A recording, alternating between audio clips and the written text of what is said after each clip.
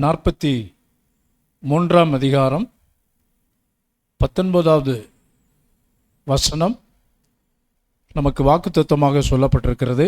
யாராவது ஒருவர் அதை வாசிக்க அன்போடு கேட்கிறேன்.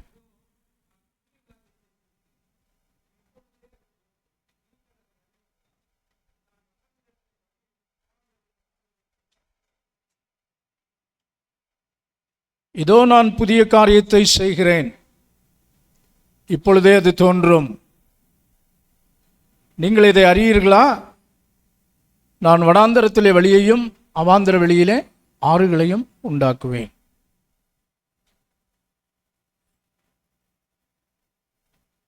இந்த வசனத்தை புரிந்து கொள்வதற்கு முன்பாக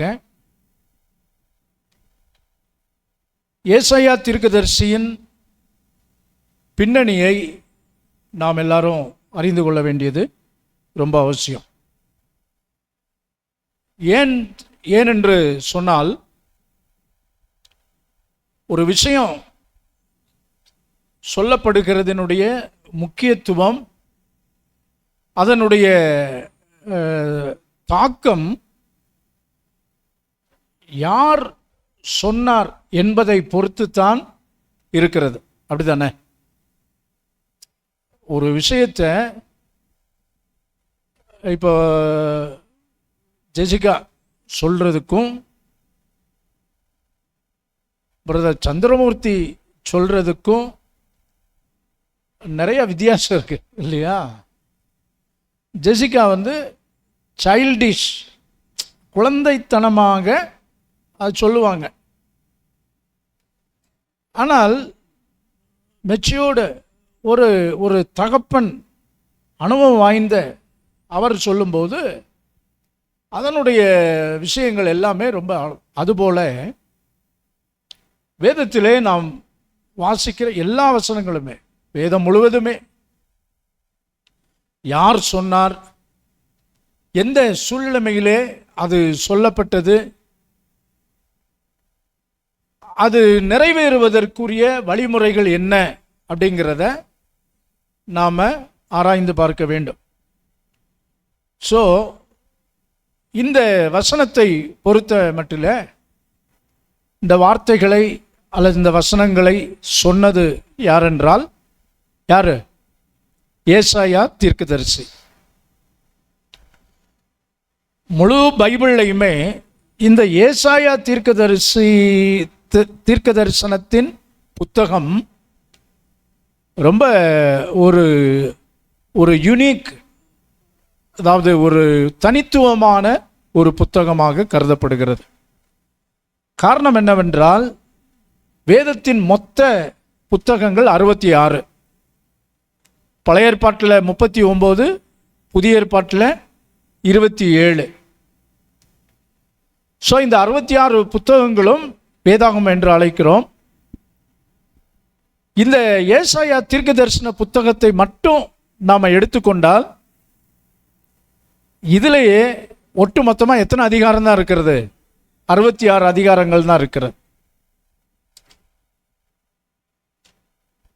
இந்த ஏசாயா, எரேமியா, எசேக்கியேல், தானியேல், இந்த 4 தீர்க்க தரிசன புத்தகங்களும் மேஜர் ப்ராஃபெட்ஸ், பெரிய தீர்க்கதரிசிகள் என்று புலம்பல் இந்த 5 புத்தகங்களும் மேஜர் ப்ராஃபசிஸ் அல்லது இந்த மேஜர் ப்ராஃபெட்ஸ், பெரிய தீர்க்கதரிசிகள் என்கிற அட்டவணையில். இப்போ முழு பைபிளுமே நம்ம இந்த 5 பிரிவுகள், சரிங்களா? பழைய ஏற்பாடும் சரி, புதிய ஏற்பாடும் சரி. ஃபஸ்ட்டு 5 புத்தகங்கள் பென்டாடூக் அப்படின்னு சொல்லி அழைக்கப்படுகிறோம். அது கட்டை விரலுக்கு அடையாளமாக இருக்கிறது. பென்டாடூக் 5: ஆதியாகமோ, யாத்ராகமோ, லேவியராகமோ, எண்ணாகமோ, உபாகமோ. தம்ஸ்அப், கட்டை விரல், சரிங்களா? நீங்கள் எழுதி கூட கொள்ளலாம். இப்படி உங்கள் நோட்டில் கை இப்படி வச்சு பெண்ணில் அப்படியே அந்த கையை வரைந்தால் ஒரு கை சின்னம் அப்படி வரும். சரியா? அதுல இந்த கேப்ல பென்டாடூக் அல்லது பஞ்சாகமங்கள்னு எழுதிக்கணும். அடுத்து ஹிஸ்டாரிக்கல் புக்ஸ், யோசுவா முதல் எஸ்தர் வரைக்கும் ஹிஸ்டாரிக்கல் சரித்திர ஆகமங்கள், சரித்திர ஆகமங்கள்.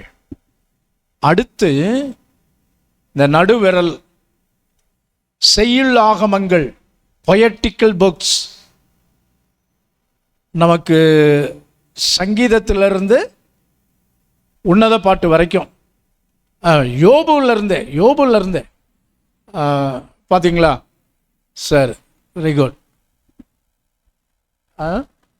அதை பாருங்க, கட்டை விரல் பென்டாடூக், தமிழில் கூட நீங்கள் எழுதிக்கலாம். பஞ்சாகமங்கள், பஞ்சுனா என்னது? 5. பஞ்சதந்திரம் கதைகள்னு சொல்லுவோம். ஸோ சார் அது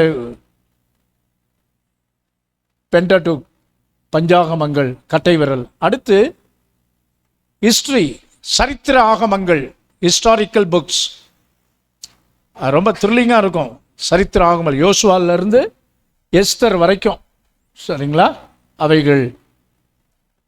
அடுத்து பார்த்தீங்கன்னா பொயட்ரி, யோபுலேருந்து உன்னத பாட்டு வரைக்கும், யோபு, சங்கீதம், நீதிமொழிகள், பிரசங்கி, உன்னத பாட்டு. இந்த 5 புத்தகங்களும் பொயட்ரிக்கல் லிட்ரேச்சர் அல்லது செய்யுள் ஆகமங்கள் அப்படின்னு இருக்கும். அடுத்து நாம் பார்க்குறோம் மோதிர விரல். அது ஒவ்வொன்றுக்கும் அர்த்தம் இருக்குதுங்க. தம்ஸ்அப், கட்டை விரல், இது இல்லாமல் எதையும் தூக்க முடியாது. கட்டை விரல் ரொம்ப முக்கியம். அந்த 5 ஆகமங்கள் ரொம்ப முக்கியம். அடுத்து சரித்திரம், சரிங்களா? ஆள்காட்டி விரல், சரித்திரம், ஹிஸ்ட்ரி, ஒவ்வொரு கேரக்டர் அந்த அவங்களெல்லாம் பார்க்கும்போது நமக்கு. அடுத்து விரல்கள் எல்லாம் நடு விரல், அதுதான் ரொம்ப உயரமானது. முழு வேதாகமத்திலையும் யோபு, சங்கீதம், நீதிமொழிகள், பிரசங்கி, உன்னத, இதெல்லாம் ரொம்ப சுப்ரீம். சங்கீதங்கள்லாம் நம்ம மறக்கவே முடியாது, அப்படி இருக்கு. அடுத்து பார்த்தீங்கன்னா மேஜர் ப்ராஃபட்ஸ், இந்த மோதிர விரல், மோதிரம். இதில் தான் யாரும் போட்டிருக்கீங்களா? மோதிரம் போட்டிருக்கீங்களா? போட்டிருக்கீங்களா? காட்டுக்கு அது இல்லைம்மா, சீக்கிரம் காணிக்க பெட்டிக்கு வந்துடும். சும்மா சொல்கிறீங்க. ஏன்னா இதில் ஏன் இந்த விரலில் மோதிரம் போடுறோம்? ஏன்னா இதுதான் மோதிர விரல். அது ரொம்ப யூனிக். சரிங்களா? ஓகே. ஸோ இப்போ அது முக்கியத்துவம். இப்போது பைபிளில் என்ன இந்த மோதிர விரல் எதை அடையாளப்படுத்துகிறது என்றால், மேஜர் ப்ராஃபட்ஸ் சொன்னோம் இல்லையா? ஏசாயா, எரேமியா, எசேக்கியேல், தானியேல், புலம்பல். இந்த 5 பெரிய தீர்க்க தரிசன புத்தகங்களும் மேஜர் ப்ராஃபட்ஸ். பாருங்க, மோதிரம் ரொம்ப முக்கியமானது. சரி. அடுத்து த லீஸ்ட், சுண்டு விரல், மைனர் ப்ராஃபட்ஸ், சிறிய தீர்க்கதரிசிகள் 12 பேர். இதிலிருந்து ஓசியாவிலிருந்து மல்கியா வரைக்கும் 12 தீர்க்கதரிசிகள். சரிங்களா? சரி, இதை அப்படியே புதிய ஏற்பாட்டுக்கு கொண்டு வாங்களேன். புதிய ஏற்பாட்டுக்கு கொண்டு வாங்க. ஃபஸ்ட்டு என்னது? காஸ்பெல்ஸ். அதாங்க கட்டை விரல், தம்ஸ்அப். 4 சுவிசேஷத்தையும் மனப்பாடமாக சொல்லுங்கள். மத்தேயு, மார்க்கு, லூக்கா, யோவான். சரிங்களா? சரி, காஸ்பெல்ஸ். அடுத்து பார்க்குறோம் ஹிஸ்ட்ரி. ஹிஸ்ட்ரி, சரித்திரம். எது? அப்போஸ்தலர் நடபடிகள், சரித்திரம், ஹிஸ்ட்ரி முக்கியமானது.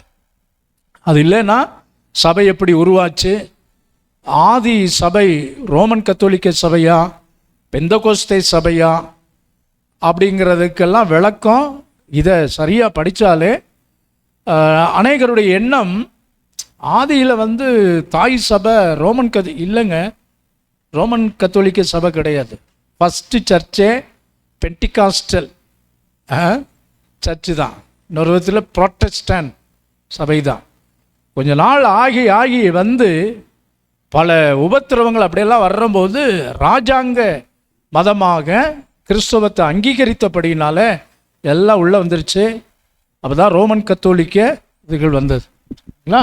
சரி, அடுத்து ஹிஸ்ட்ரி முடிஞ்சிருச்சு, ஆக்ட்ஸ் ஆஃப் தி அப்போஸ்டல். அதுக்கு அடுத்து பார்த்தீங்கன்னா எபிசல்ஸ், நிருபங்கள் ரோமன்ஸ்லேருந்து பெரும்பாலும் 13 நிருபங்களை எழுதியவர் அப்போஸ்தலனாகிய பவுல். சரிங்களா.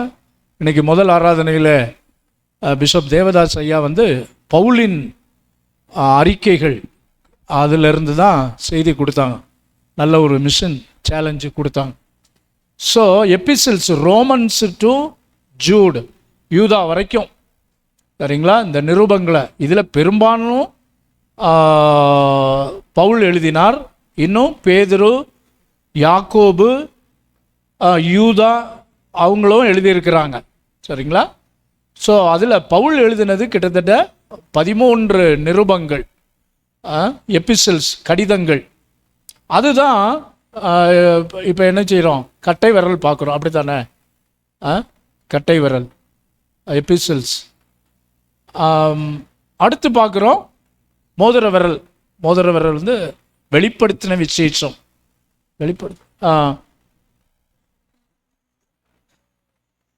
இதில் நிருபங்கள்.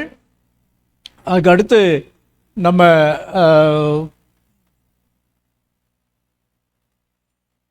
இந்த நிருபங்கள்லேயே நமக்கு 2 பிரிவாக இருக்கிறது. ஒன்று பவுலின் நிருபங்கள், இன்னொன்று பொதுவான நிருபங்கள். பவுலின் நிருபங்கள், பொதுவான நிருபங்கள். அதுதான், அதாவது இந்த நடுவிரல் அதான் சர்ச் ஹிஸ்ட்ரி தானே, ஆக்ட்ஸ்.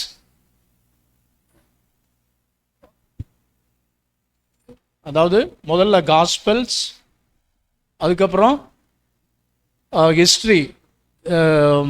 ஆக்ட்ஸ் வந்து இந்த ஆள்காட்டி விரல், நடுவில் இருக்கிறது தான் இந்த நடுவிரல். இது வந்து பலைன் எபிசல்ஸ், பவுலின் கடிதங்கள். அடுத்து ஜெனரல் எபிசல்ஸ், பொதுவான நிருபங்கள். அதான் அந்த மோதிர விரலுக்கு அடையாளம். கடைசியாக இந்த சுண்டு விரல், அது வந்து ரெவலேஷன், ப்ராஃபஸி, தீர்க்க தரிசனம், இனிமேல் நிறைவேறப் போகிற காரியங்கள் நமக்கு அடையாளமாய் இருக்கிறது. ஸோ இதுதான் வேதாகமத்தினுடைய பகுப்பு. இதில் இந்த ஏசாயா தீர்க்க தரிசனத்தின் புத்தகத்தை நாம் பார்க்கிறோம். அதில் தான் அந்த வாக்குத்தத்தம் இருக்கிறது. சரி, ஏசாயா என்றால் அர்த்தம் என்ன தெரியுமா? Jehovah is my salvation. யெகோவாவாகிய தேவனே என்னுடைய ரட்சிப்பு என்பதுதான் ஏசாயா என்கிற அப்பேருக்குரிய அர்த்தம். நம்ம இவருடைய மனைவியும் ஒரு தீர்க்கதரிசனி. ஏசாயா தீர்க்கதரிசி ராஜாங்க தீர்க்கதரிசி, கிங்லி ப்ராஃபட். அரண்மனைகளிலே ராஜாக்களுக்கு அவர் ஆலோசனை சொல்லி தீர்க்க தரிசனம் சொல்லுகிற, ராஜாக்களை வழி நடத்துகிறவர். இவருடைய மனைவியாகிய அந்த பெண்மணியோ, அவங்களுக்கு பெயர் எதுவும் கொடுக்கப்படவில்லை, தீர்க்கதரிசினி ப்ராஃபட்டஸ் என்று சொல்லப்படுகிறது. அவங்களும் தீர்க்க தரிசனம் சொல்லுவார்களாம். அவர்களுக்கு 2 பிள்ளைகள். ஏசாயாவுக்கு எத்தனை பிள்ளைங்க? 2 பிள்ளைகள். வசனம் குறித்து கொள்ளுங்கள். ஏசாயா 7:3, 8:3. இந்த வசனங்களை வாசிங்களேன். 7:3, 8:3.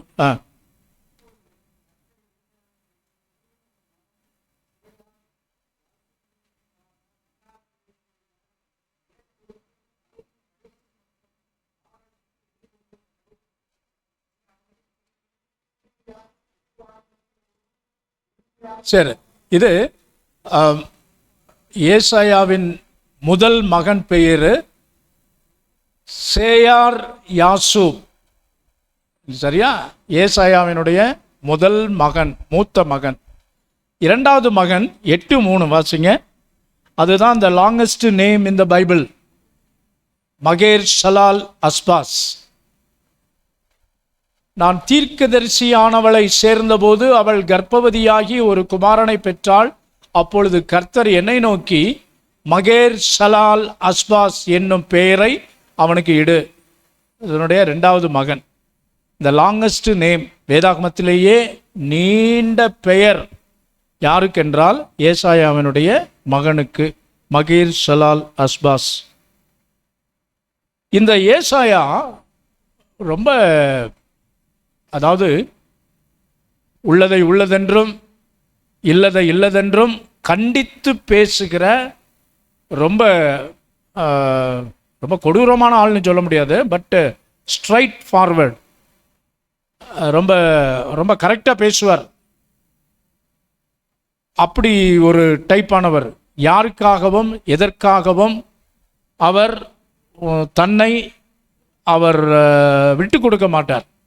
ஸ்ட்ரைட்டாக அப்படி அவர் பிரசங்கம் பண்ணுவார். ராஜாக்கள், ஏன்னா அவர் ராஜாங்க. இவருடைய மரணம் எப்படி ஏற்பட்டது என்றால், கொலை செய்யப்பட்டார், சிரச்சேதம் பண்ணப்பட்டார். காரணம், மனாசே கர்த்தருக்கு விரோதமான காரியத்தை செய்தபோது இவர் கடிந்து கொண்டார். ராஜாக்களை, அந்த நாட்களில் இருந்த தீர்க்கதரிசிகள் கடிந்து கொள்வார். ராஜாக்கள் தீர்க்கதரிசிகள் அவங்களுக்கெல்லாம் ரொம்ப முக்கியத்துவம் கொடுப்பாங்க. அது புதிய ஏற்பாட்டில் கூட ஏரோது யோவான் அவன் சொன்ன கடினமான வார்த்தைகள் நிமித்தம் ஏரோதியால், அந்த ஏரோதியினுடைய மனைவி யோவானை கொலை செஞ்சிட்டாங்க இல்லையா? அது பழைய ஏற்பாட்டிலேயே நடந்த. ராஜாக்கள் கர்த்தருடைய வார்த்தைக்கு ரொம்ப முக்கியத்துவம் கொடுப்பாங்க. சிலர் துன்மார்க்க ராஜாக்கள், நான் செய்கிறத நீ என்ன கண்டிக்கிறது அப்படின்னு சொல்லி கொலை பண்ணிடுவான். ஸோ ஏசாயா இரத்த சாட்சியாக அவர் மரித்தார். ஏனென்றால் எபிரேயர் 11:37, எபிரேயர் 11:37 தீர்க்கதரிசிகளுடைய மரணத்தை குறித்து சொல்லப்பட்டிருக்கிறது. ஒருத்தர் வாசிங்க. கல்லறியுண்டார்கள், வாளால் அறுப்புண்டார்கள், பரீட்சை பார்க்கப்பட்டார்கள், சரிங்களா, பட்டயத்தினாலே வெட்டப்பட்டு மரித்தார்கள், செம்மறியாட்டு தோள்களையும் வெள்ளாட்டு தோள்களையும் போர்த்து கொண்டு திரிந்து குறைகளையும் உபத்திரவங்களையும் துன்பத்தை இதெல்லாம் தீர்க்கதரிசிகள் பட்ட பாடுகள், அருமைகள். சரிங்களா? ஸோ இதை நாம் அறிந்திருக்க வேண்டும். ஏசாயாவினுடைய மரணம் அப்படிப்பட்ட ஒரு மரணம். இவர் காலத்தில் மனாசே தான் இவருடைய மரணத்திற்கு காரணமாக இருந்தார். சரிங்களா? இவருடைய தீர்க்க தரிசனங்கள் எல்லாமே. அடுத்து தீர்க்க தரிசன புத்தகம் ஏசாயா 2 பகுதிகள். ஒன்று, ஃபஸ்ட்டு 39 சாப்டர்ஸ், முதல் 39 அதிகாரங்கள் பழைய ஏற்பாட்டை குறிக்கிறது. பழைய ஏற்பாட்டில் மொத்தம் எத்தனை புத்தகம்? 39. ஸோ இந்த ஏசாயா தீர்க்க தரிசன புத்தகத்தை மட்டும் எடுத்துக்கொண்டால் முதல் 39 அதிகாரங்கள் பழைய ஏற்பாட்டை மாதிரியே இருக்கும். சொல்லப்படுகிற செய்திகள், பழைய ஏற்பாட்டு செய்தி என்ன? கண்ணுக்கு கண், பல்லுக்கு பல், இதுக்கு இந்த கீழ்ப்படியிலனா அதுக்குரிய சாபம். ஸோ ரொம்ப கொஞ்சம் ஹார்டாக இருக்கிற மாதிரி இருக்கும் பழைய ஏற்பாட்டு எல்லாமே. அங்கே உடனடியான மரணம், தேவனுக்கு விரோதமான பாவம், எதிர்ப்பு அப்படியெல்லாம் வர்றபோது மோசேக்கு விரோதமாய் முறுமுறுக்கிறார்கள். உடனே அங்கே ஒரு தண்டனை, சாபம் அங்கே வந்து விடுகிறது. ஸோ 39 அதிகாரங்களில் அப்படி தான் அவர் டீல் பண்ணுறார், தீர்க்க தரிசனம் உரைக்கிறார். ஆனால் 40லிருந்து 66 வரை உள்ள 27 புத்தகங்கள் புதிய ஏற்பாட்டுக்கு அடையாளம். இப்போ பாருங்கள், நம்மளுடைய தீர்க்க தரிசன இந்த வாக்குத்தத்த வார்த்தை கூட எத்தனாவது அதிகாரத்தில் தான் வருது? 43 தான் வருது. புதிய ஏற்பாட்டுக்கு அடையாளம். புதிய ஏற்பாட்டுக்கு என்ன அடையாளம் என்றால், புதிய ஏற்பாட்டுக்கு என்ன அடையாளம் என்றால் கிருபை, கிரேஸ். உடனடியான தண்டனைகள் அப்படியெல்லாம் இல்லை. ஆதி சபையிலே அனனியா சப்பிரால் காலத்தில் நடந்தது. அது ஆதி சபை. அதுக்கப்புறமா எந்த அப்படி ஒரு உடனடியான ஒரு தண்டனை இது இல்லை. கிருபையின் காலம், கிருபையின் காலம், கிரேஸ் பீரியட். இந்த 27 அதிகாரங்களும் அப்படித்தான் சொல்லப்பட்டிருக்கிறது. கிருபை, வாக்குத்தத்தங்கள், அதிகமான வாக்குத்தத்தம் இந்த பகுதிகளில் இருந்தாங்க வரும். நிறைய வாக்குத்தத்தங்கள் நம்ம சபையிலேயே, நம்ம சபையினுடைய 25வது வருஷம் கொண்டாடுறோம் இல்லையா, முதல் வருஷத்திலேயே ஆண்டவர் கொடுத்த வார்த்தை என்ன தெரியுமா? ஏசாயா 60:22. சின்னவன் 1000 சிறியவன் பலத்த ஜாதியும் ஆவான், கர்த்தராகிய நான் இதை ஏற்ற காலத்திலே தீவிரமாய் நடப்பிப்பேன். ஸோ ரொம்ப கிரேஸ். அன்னைக்கு மோசேக்கு எதிர்த்து நின்றவர்கள் உடனடியாக பூமி பிளந்து எல்லாம் உள்ள போயிட்டாங்க. இன்னைக்கு அப்படி அதுக்கு வாய்ப்பில்லை. சரிங்களா? பாஸ்டுக்கு விரோதமாய் விமர்சனங்கள், குற்றச்சாட்டுகள், அப்படியெல்லாம் நிறைய பேர் என்ன நினச்சிக்கிறாங்க, பாஸ்டர் ஐயோ ரொம்ப இல்லைங்க. குற்றச்சாட்டுகளும் விமர்சனங்களும் தவறான, ஆனால் உடனடியான தண்டனை அப்படியெல்லாம் எதுவும் கிடைக்கல இல்லையா? யாருக்குமே உடனடியான தண்டனை எதிர்த்து பேசுகிறவர்களுக்கோ அல்லது குற்றம் சாட்டுகிறவர்களுக்கோ குறை சொல்லுகிறவர்களுக்கோ என்ன காரியங்கள் என்றாலும் நேரடியான ஒரு தகவல் பரிமாற்றம் அது எல்லாருக்குமே ரொம்ப அவசியமானது. சரிங்களா? ஒரு காரியம் நடக்குது. இப்போ சொவினியர் எடுத்துக்கொள்ளுங்கள். சொவினியரில் என் பேர் அல்லது என்னுடைய ஃபோட்டோ இதெல்லாம் வரல. யார்கிட்ட கேட்கணும்?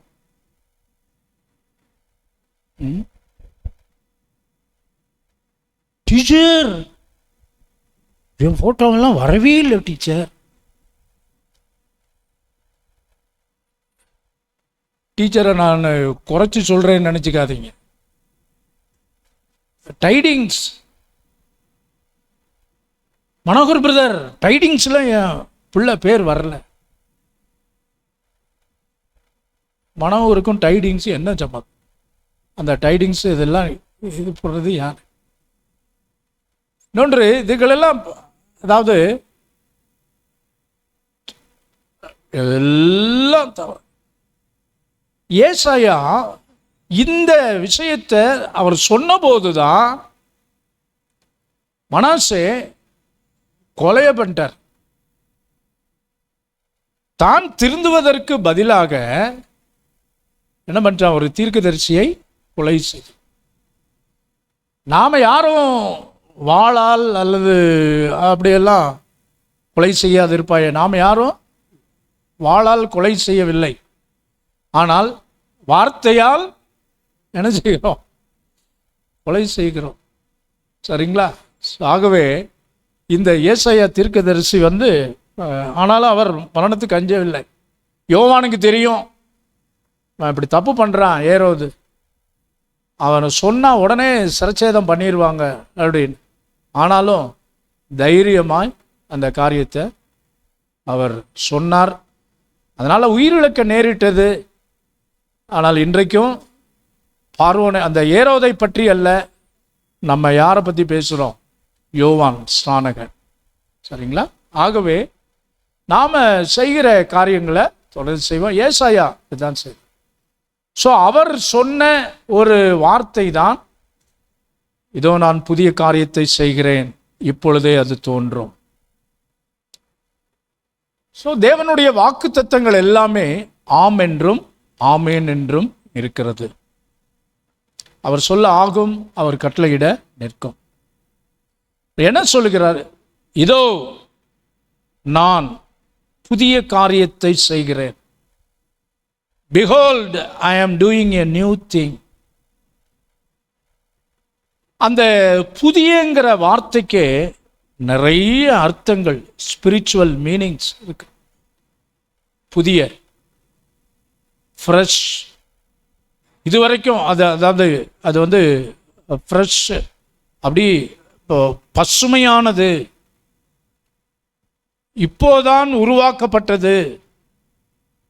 இன்னொரு விதத்தில் சொல்ல போனால் சூடா இருக்கணும், எதுவும் ஆறி போனது அப்படி இல்லை. புதிய காரியம், நெவர் எக்ஸிஸ்ட் பிஃபோர், இதுவரைக்கும் இல்லாதது. நம்முடைய வாழ்க்கையில் இதுவரை இல்லாத ஒரு புது காரியத்தை கர்த்தர் அவர் செய்யும்படி இருக்கிறார். புது காரியத்தை செய்யும்படி இருக்கிறார். அருமையானவர்களே, புதிய காரியத்தை அவர் செய்கிறார். Fresh, never exist before. ஆண்டவர் செய்கிற அற்புதமான கிரியைகள் இப்பொழுதே அது தோன்றும். இம்மீடியட்டா ஆண்டவர் என்னைக்கோ நடக்க போறத அல்ல. ஏசாயா 60:22 இப்பொழுதே அது தோன்றும், துரிதமாய் நடப்பிப்பேன். குயிக்கா ஆண்டோடைய காரியங்கள் எல்லாமே சோம்பலா இல்லை, குயிக்கா நடக்குங்க. தீவிரமாய் நடப்பிப்பேன். மிட்டாயா போட்டு இழுத்து கூட்டு ஒரு வேலை செய்யும் போதும் அப்படிதான், அதை குயிக்கா செய்ய முடிச்சுக்கணும். நானும் இந்த கொத்தனார்களை பார்த்துட்டேன். ஐயோ, இதை பற்றியெல்லாம் உங்களுக்கு தெரியாதுங்க. அது அவங்களுடைய எண்ணம். ஒரு வேலைக்கு எவ்வளோ நேரம், இது கான்ட்ராக்ட், இதை முடிப்பா, உனக்கு இவ்வளோ அப்படின்னு பேசிட்டோன்னு வைங்களேன். அப்போ இருக்கிற வேகம் 8 மணிக்கே வந்து உட்காந்துருப்பாங்க.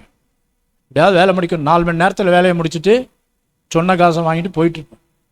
இந்த சம்பளம்னு பேசிடுறோமா, அதை கூட்டிகிட்டு வர்றவங்களுக்கும் சர்டன் கமிஷன். ஆகவே ஏங்க இதெல்லாம் மைனூட்டு வேலைங்க. அப்படியே கட்டையை இழைக்கிறாங்களாம். கட்டையை 6 மணி நேரம் 7 மணி நேரம். என்ன அப்படி சவு மிட்டாயா என்ன செய்யக்கூடாது வேலைகளை குயிக்கா வேலை.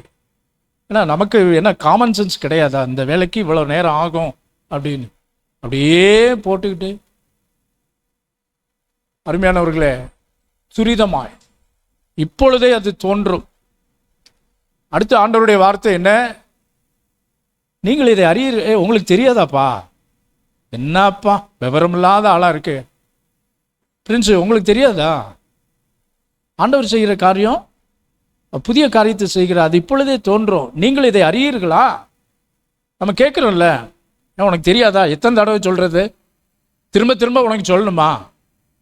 அந்த அந்த பின்னணியில் தான் ஆண்டவர் சொல்கிறார், என் ஜனங்கள் அறிவில்லாமலே சங்காரமாகிறார்கள். சொல்கிற வார்த்தையை புரிஞ்சுக்கங்கப்பா. நான் சொல்கிறேன், இதோ பிகோல்ட்னா கவனிங்க, கவனத்தை திருப்புறது. இதே வார்த்தை, இதோ ஒரு கன்னிகை கர்ப்பவதியாகி குமாரனை பெறுவாள். அதெல்லாம் அப்படியே அலைஞ்சி தேடிக்கிட்டு இருக்கிறாங்க. ரட்சகர் எப்போ கவனிங்க, கவனத்தை திருப்புறார் ஆண்டவர். இந்த செப்டம்பர் மாதத்தில் அதுக்காக தான் இதுக்கு வச்சிடும், ஸ்பெக்டாக்குலர் செப்டம்பர். சிலருக்கு அது ரொம்ப வேடிக்கை தெரியும். என்ன வாய்க்கு வந்தது இல்லைங்க.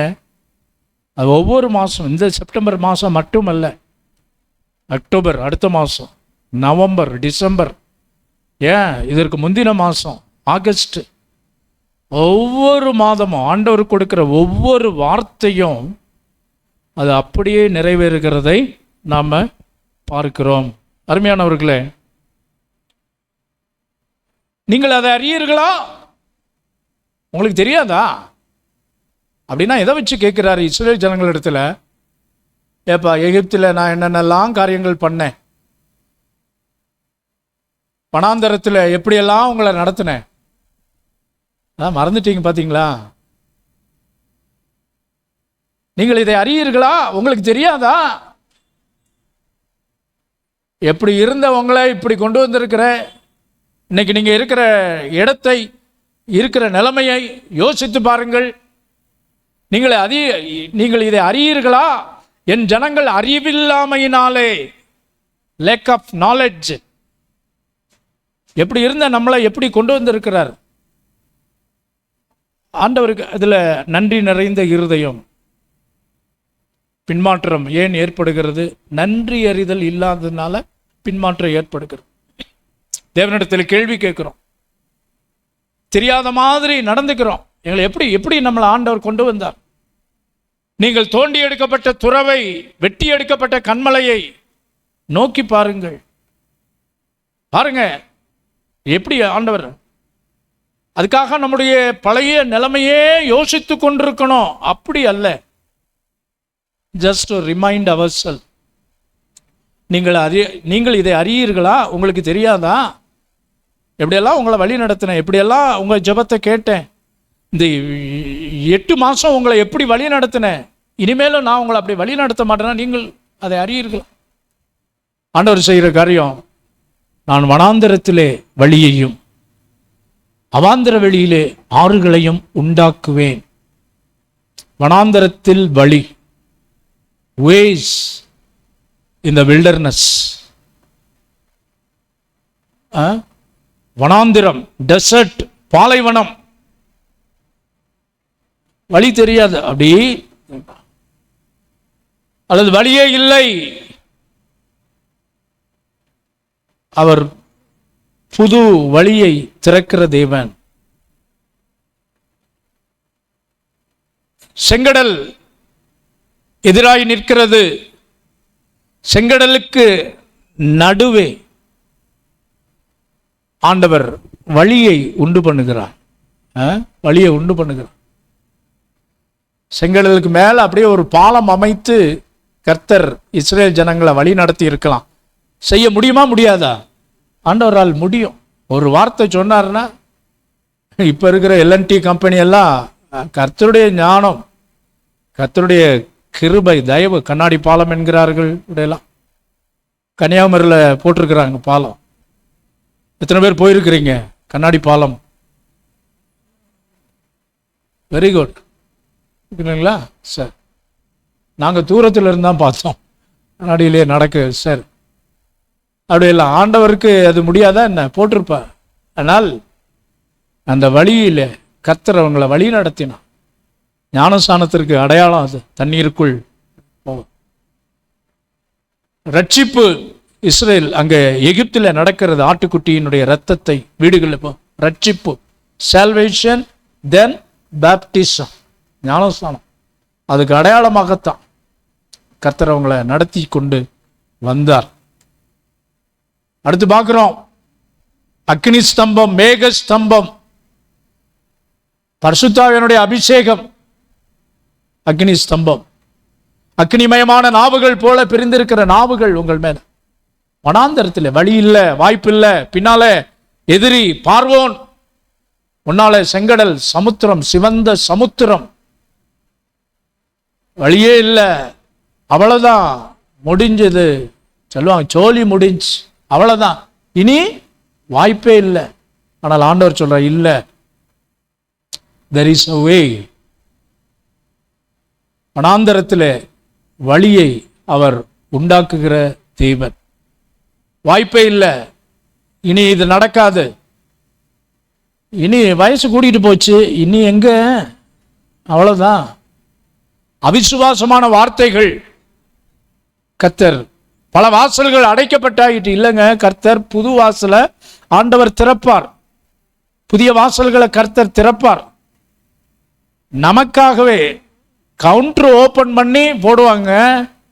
நடந்திருக்கிறது, வெளிநாட்டு பிரயாணங்களில் எத்தனையோ அற்புதங்களை, தேவனுடைய வழி நடத்துதல். ஃபர்ஸ்ட் டைம் நாம ஆஸ்திரேலியா போகும்போது சொல்லியிருப்பேன்னு நினைக்கிறேன். எல்லா நாடு, அமெரிக்காவும் ஆஸ்திரேலியாவும் யூகே, இந்த 3 நாடுகள் தான் அந்த வீசா கிடைக்கிறதும் கஷ்டம், அந்த ஃபார்மாலிட்டிஸ் எல்லாம் ரொம்ப அதிகம். நான் இந்த ஆஸ்திரேலியா போகிற முதல் வருஷத்தில் ஃப்ளைட்டு ஒரு ஃப்ளைட்டு கேன்சல் ஆகி அடுத்த ஃப்ளைட்டில் நாங்கள் இறங்குற வேண்டிய இடத்துல அவங்களுக்கு இன்ஃபார்ம் பண்ண முடியல, ஃபோன் எனக்கு வசதி இல்லை. ஸோ ஆகவே 7 மணிக்கு போகணும். நான் 9:30 தான் போய் ஏர்போர்ட்டில் இறங்குறேன். வெளியே அந்த இமிக்ரேஷன்லாம் முடிச்சுட்டு வெளியே போகணும். அரை மணி நேரத்துக்கு மேலே ஆயிடும். ஃபஸ்ட் டைமாக என்ட்ரு ஆகுறேன். நிறைய கேள்விகள் அதெல்லாம் கேட்பாங்க. நிலையில் நான் ரொம்ப களைப்பு, சோர்வு, ஏன்னா ஃபஸ்ட் டைமாக போகிறோம் ஆஸ்திரேலியாவுக்கு அப்படிங்கிற ஒரு கலக்கத்தோடு அப்படி பெரிய க்யூ அங்கே அந்த இமிக்ரேஷனில் அப்படி நிற்கிறாங்க வரிசையாக ஒவ்வொரு க்யூவில். இப்போது ஏன் க்யூவில் நிற்கிறேன், ஒரு 50 பேர் இருப்போம் க்யூவில். அங்குள்ள அந்த ஆஃபீஸர்ஸ் அப்படியே பார்த்துட்டு வர்றாங்க. ஹே யூ கம்மியா, எனக்கு பக்குன்னு போச்சு. பிடிச்சிட்டாங்களா, நமக்குன்னு எழுதி ஒட்டியிருப்பாங்க போல அப்படின்னு. பக்கத்தில் வந்தேன், welcome to Australia man of God அப்படிங்கிறார். நான் பாஸ்டர்ன்னு அவருக்கு என்ன தெரியும், நான் ஒரு தேவ மனுஷன்னு அவருக்கு என்னங்க தெரியும். ஆமேன். புது கவுண்டர், அத்தனை கவுண்டர். நான் முதல் தடவையாக வர்றேன்னு தெரியாது, நான் ஒரு கிறிஸ்தவன்னு தெரியாது, நான் ஒரு ஊழியக்காரன்னு தெரியாது. நான் இப்படி பாஸ்டர் யூனிஃபார்மில் போகலை, டிஷர்ட்டும் ஜீன்ஸும் போட்டு அப்படி தான் போகிறேன். பாருங்க, கரெக்டாக பிடிச்சிட்டேன். எந்த கேள்வி எதுவும் ஒன்று. என்னுடைய விசா, என்னுடைய இதெல்லாம் டாக்குமெண்ட், அதுலேயும் பாஸ்டர்னு போடலைங்க. பாஸ்போர்ட்டில் பாஸ்டர்னா போட்டு இல்லை, பேர் மட்டும் இருக்கும், இந்தியன் இருக்கும். என்னுடைய டூரிஸ்ட் விசா தான் எனக்கு கிடைச்சது 5 இயர்ஸ். ஸோ பாருங்க, கர்த்தர் அந்த அந்த புது வாசலை, எனக்கா புது கவுண்டர். அவர் இனி கூட்டிகிட்டு போய் அத்தனை கவுண்டர்லேயும் இல்லாமல் எனக்கு இன்னும் புது கவுண்டர் போட்டு உடனே கொடுத்து சீல் பண்ணி அனுப்பிச்சிட்டார். ரொம்ப ஆச்சரியமாக இருந்தார். அவர் வனாந்தரத்திலே வழியை உண்டு பண்ணுகிற தேவன். அவாந்திர வெளியிலே ஆறுகளை, அவாந்திர வெளி ஆறு, அவாந்திர வெளினா ட்ரை லேண்ட். அதாவது அதில் சொல்லப்பட்டிருக்க அந்த அந்த அந்த வார்த்தை பலன் இல்லாத தரிசு நிலம், செழிப்பில்லாத, அதில் ஆண்டவர் என்ன செய்வாரா, ஆறுகளை, ரிவர்ஸ், ஸ்ட்ரீம்ஸ் இன் த டெசர்ட், வேஸ்ட் லேண்ட். இது என்னன்னா, நம்ம இந்த கோமதிபுரம் ஏரியாவை குறித்து 2000 சொல்லப்பட்ட வார்த்தை அதெல்லாம். தம்பி, இது ஒரு ட்ரை லேண்டுப்பா. இந்த ஸ்பிரிச்சுவல் நிலைமையில் நாங்கள் எவ்வளவோ செஞ்சிட்டோம், நிறைய ஊழியக்காரங்க. அதனால் நம்ம பெருமைப்படுறதுக்கு ஒன்றுமே கிடையாது. கர்த்தர் யாரை கொண்டு எங்கே என்ன செய்யணுமோ கர்த்தர் அவர் சுத்தம் வைத்திருக்கிறார். இது ஒரு இடம் மட்டும் இல்லை, எத்தனையோ இடங்கள், எத்தனையோ சாட்சிகள். இன்னைக்கு காலையில் ஃபர்ஸ்ட் சர்வீஸில் கேட்டோமே, அந்த குஜராத்தில் அவ்வளவு நெருக்கடி நிறைந்த, இன்னைக்கும் இந்த ஆன்டி கன்வர்ஷன் பில் இருக்கிற குஜராத்து, மோடி ஐயாவுடைய ஊர், ஸ்டேட், மத்திய பிரதேசம், ஒரிசா, இன்னும் எத்தனையோ மாநிலங்கள், அதெல்லாம் கடுமையான இன்னைக்கு பாருங்க, 500 சர்ச்சு கட்டியிருக்கிறாங்க. ஒரு மனுஷன் அவருடைய ஊழியத்தின் மூலமாக தேவ பிள்ளைகள், நம்முடைய ஜெபம், 500 சபைகள், அங்கே லட்சக்கணக்கான மக்கள் கர்த்தரை ஆராதிக்கிறாங்க. ஃபீல் ஆதிவாசி மக்கள், சரிங்களா? ஸோ அவரால் கூடாத காரியம் ஒன்றுமே இல்லை. எப்பேற்பட்ட பொருளாதாரத்தில், ஒருவேளை சரீர சுகவீனத்தில், ஒரு ட்ரை லேண்ட், ஒரு செழிப்பற்ற ஒரு நிலை, ஆரம்பத்தில் அப்படி தான் இருக்கும். ஆனால் நிச்சயமா அது நிறைவேறும். விசுவாசிக்கிறவனுக்கு எல்லாம் கூடும். ஒவ்வொருத்தரும் அப்படி சாட்சி சொல்லலாம், தேவனுடைய பிள்ளைகளாகிய நாம். ஸோ இந்த காரியங்கள் எல்லாம் ஆண்டவர் சொல்லிட்டாரு, அப்படியே ஆட்டோமேட்டிக்கா நிறைவேறி விடுமா? சொல்லுங்க. ஆண்டவர் சொல்லிட்டாரு, அவர் சர்வ வல்லமையுள்ள, அவர் சொல்ல ஆகும், கட்டளையிட நிற்கும், அதனால அப்படியே நிறைவேறிவிடும் என்று ஒரு காலமும் கிடையாது. Every promises and blessings of God are always conditional. நிபந்தனைக்கு உட்பட்டது, சட்டதிட்டங்களுக்கு உட்பட்டது. 18வது வசனம், முந்தினவைகளை நினைக்க வேண்டாம், பூர்வமானவைகளை சிந்திக்க வேண்டாம், இதோ நான் புதிய காரியத்தை செய்க. ஸோ அந்த வாக்குத்தத்தங்கள் நிறைவேற நீங்களும் நானும் செய்ய வேண்டியது என்ன? முந்தினதை நினைக்காதீங்க, பூர்வமானதை சிந்திக்காதீங்க. பக்கத்தில் உங்களை பார்த்து சொல்லுங்க, நினைக்காதீங்க, சிந்திக்காதீங்க.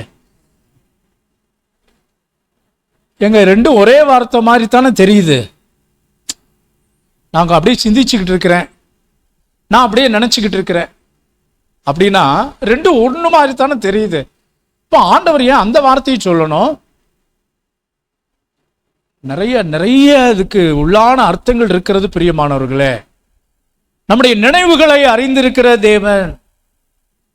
முந்தினவைகளை இங்கிலீஷில் நீங்க வாசித்து பார்த்தால், தம்பி இங்கிலீஷில் போடுங்க, அது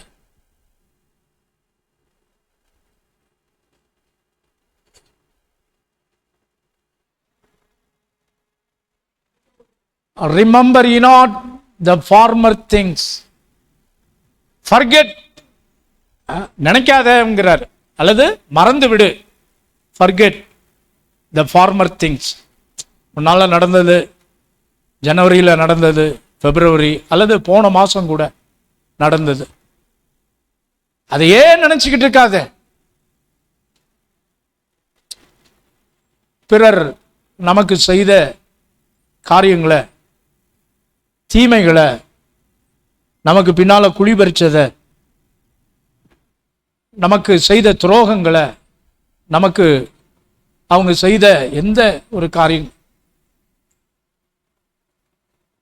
forget the former things. பழைய காரியங்களை எதையுமே மனசுல வச்சுக்காதீங்க, அதை நினைக்காதீங்க. ரெண்டாவது, பூர்வமானதை சிந்திக்கவும் வேண்டாம். do not dwell in the old things. dwelling in the old things, கடந்த காலங்களிலே, அது கொஞ்சம் நீண்ட நாட்களுக்கு முன்பாக ரட்சிக்கப்பட்ட புதிதிலே நடந்த, அல்லது உங்களுடைய வெற்றி பெரிய, நீங்க அப்பெல்லாம் பழைய காலத்தில் நீங்கள் ரட்சிக்கப்பட்ட புதிதிலே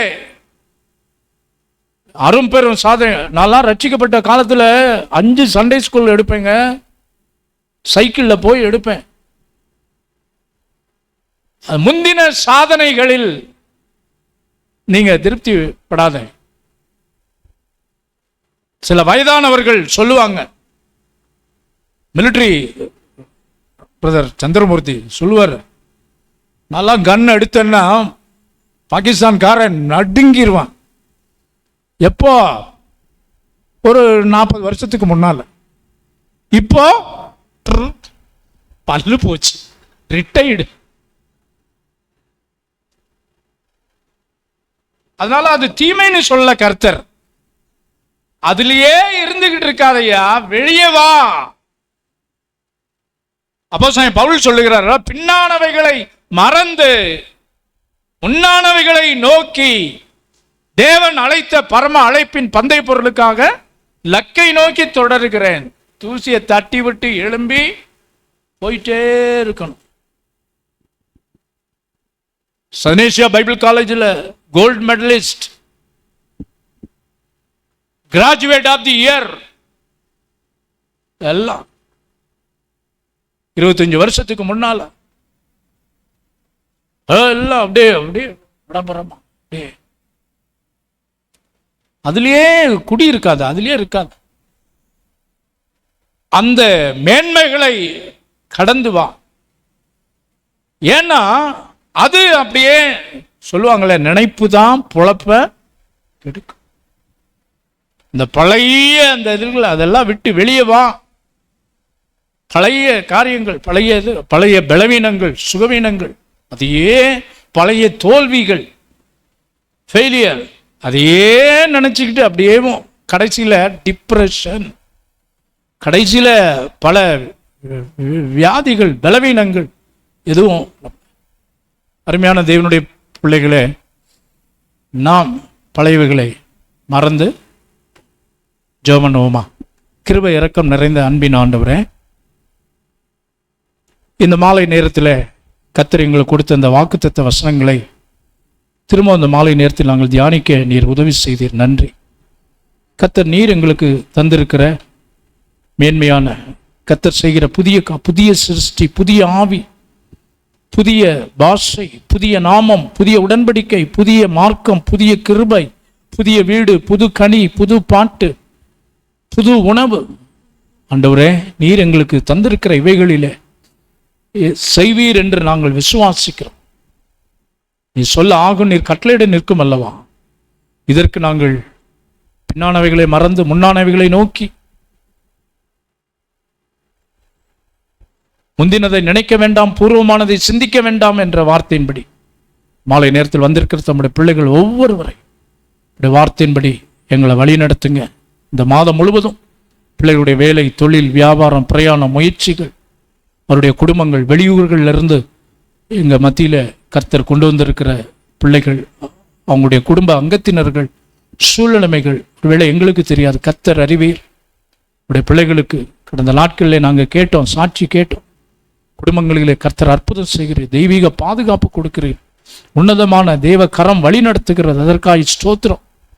கர்த்தர் எங்கள் மத்தியிலே நீர் கொடுத்திருக்கிற ஒவ்வொரு ஆத்துமாக்களுக்காக, குடும்பங்களுக்காக, சிறு பிள்ளைகளுக்காக, வாலிபர்களுக்காக, கர்த்தர் இன்னைக்கு காலையிலே கொண்டு வந்து பயன்படுத்தின தேவதாசர்களுக்காக, இன்னைக்கு பிரதிஷ்டை செய்யப்பட்ட மேயான ஷெரின் ஜூலியாவுக்காக, இப்படிப்பட்ட குடும்பங்களுக்கு நன்றி செலுத்துகிறோம். கன்சீவாக இருக்கிற பிள்ளைகளுக்கு ஏற்ற நேரத்தில் இன்னும் சுக பிரசவங்களை கட்டளையிடுவீராக. ஊழியத்து நிமித்தம் பல இவர்களுக்கெல்லாம் போகிற தெய்வ பிள்ளைகளை கர்த்தர் ஆசீர்வதி. சபையில் வீட்டு ஜெப கூட்டங்கள் எல்லாம் இரவு பிரயாணமாகிற ரேமனோடு கர்த்தருடைய கரம் இருக்கட்டும்.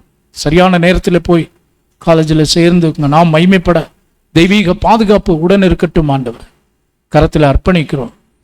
நாம் மகிமைப்படும். கனம், துதி, மகிமை ஏற்றுக்கொள்ளும் கர்த்தராகிய இயேசுவின் நாமத்தில் பிதாவே, ஆமேன். நாத்துமாவே கர்த்தரை ஸ்தோத்திரி.